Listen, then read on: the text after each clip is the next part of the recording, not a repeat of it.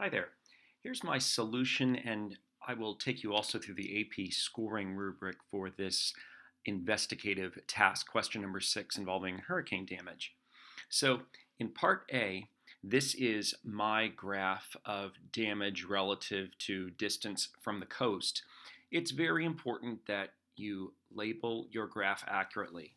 So you want to give it a title. So I used a bar graph. So in terms of my bars, it's important that you have a scale over to the left, damage in millions of dollars per acre. Make sure that you label your scale. So notice it's important that you label which bar represents which region: Gulf Coast, Florida, Lower Atlantic. So I even put a key over here. It is also important that you label the horizontal axis, so distance from the coast in miles, less than 1 mile, 1 to 2, 2 to 5, 5 to 10, and 10 to 20. So in terms of the AP scoring rubric, an essentially correct answer has to be a well-labeled graph which allows you to make two comparisons. So one of those comparisons needs to allow for the comparison of damage across the regions. So for instance, comparing damage between Gulf Coast, Florida, and Lower Atlantic at this distance from the coast, making that same comparison between the three regions at this distance from the coast, and so forth. So your graph has to allow for comparison between the regions and at varying distances from the coast. So it's important that you also have this labeled so that you can make a comparison as distance from the coast changes. Do you see any overall patterns in damage amounts?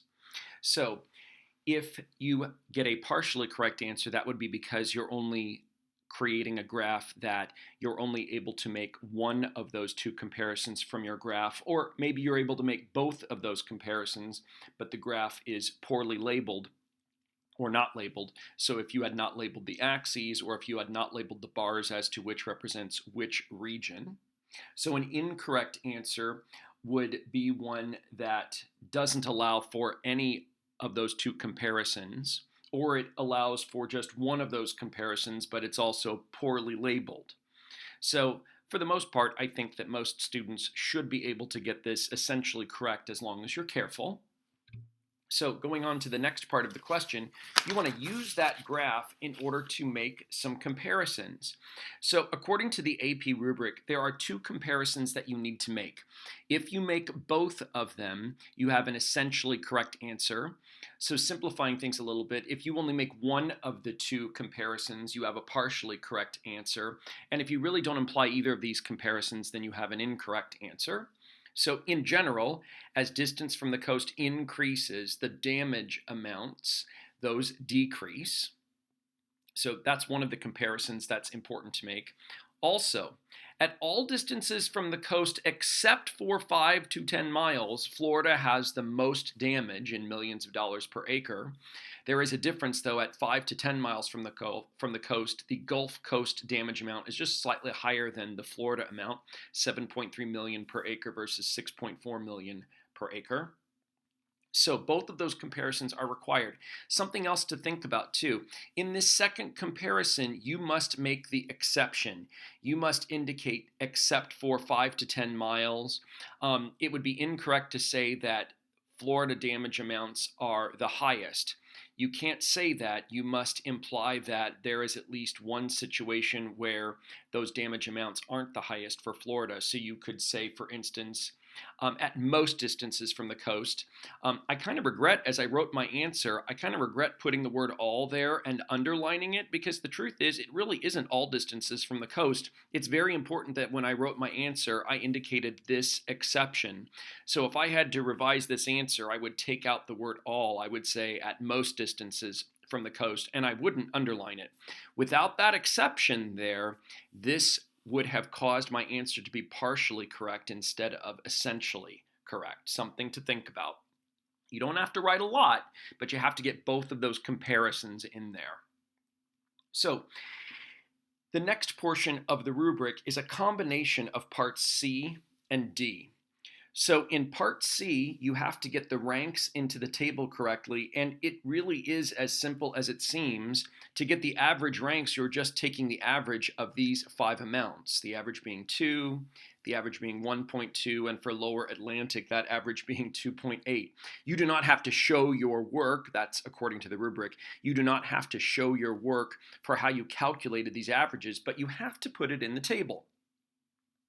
So you have to then show how you are using these average ranks in part D in order to calculate the Q test statistic. So the statistic is given to you here. It would be important to show your work carefully. Show the 5. Show how you're substituting in the average ranks for Gulf Coast and Florida and lower Atlantic. I have shown my work here pretty carefully.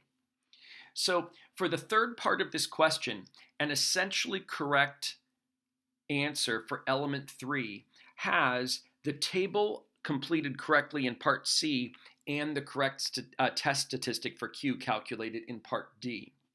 So you can get a partially correct answer if you have, for instance, the correct ranks in part C, but maybe you've calculated this incorrectly.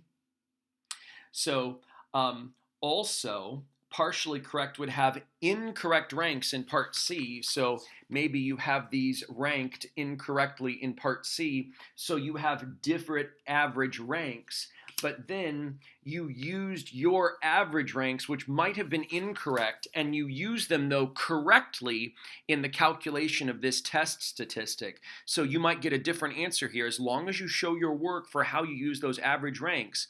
If the averages are incorrect, but you show how you calculated a different value for Q correctly, you still have a partially correct answer.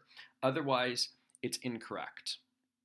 So the last part of the question, let me show you my answer. There are a couple of ways, though, to look at this.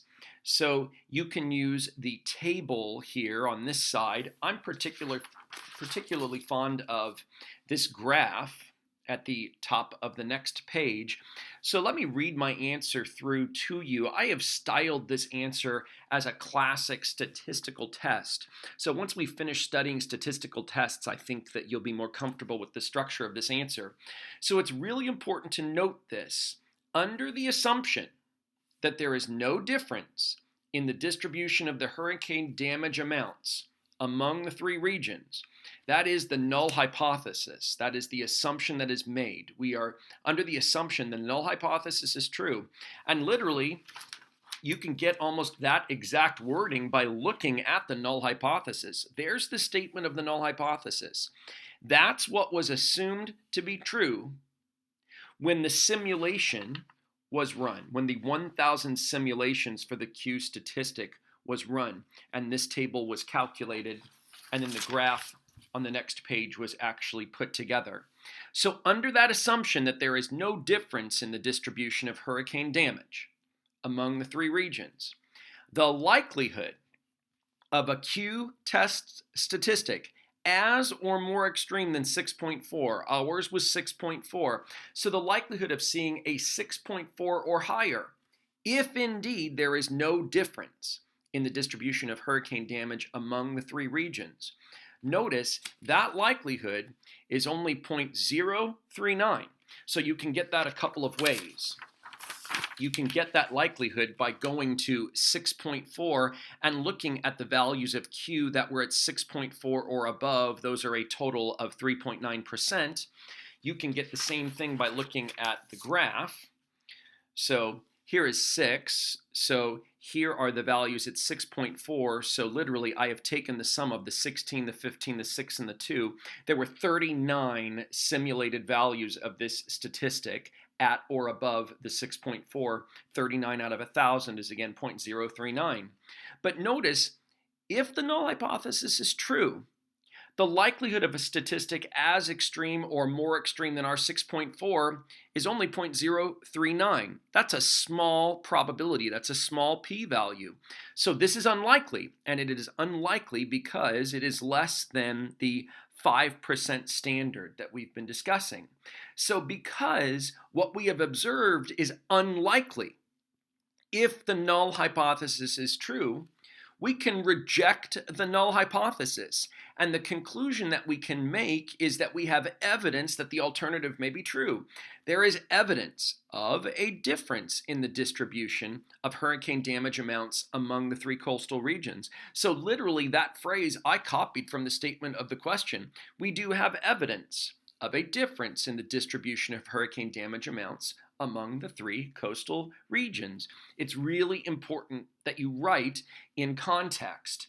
So section 4 is scored essentially correct if, in fact, you calculate this value. So, if you will, this probability of the test statistic Q based on the simulation, so either using the graph or the table, that is required. So you also have to, in context, write a conclusion that is consistent with this. So this is an unlikely event, so your conclusion must be consistent with that unlikeliness. In other words, we need to reject the null hypothesis and suggest that we have evidence of the alternative.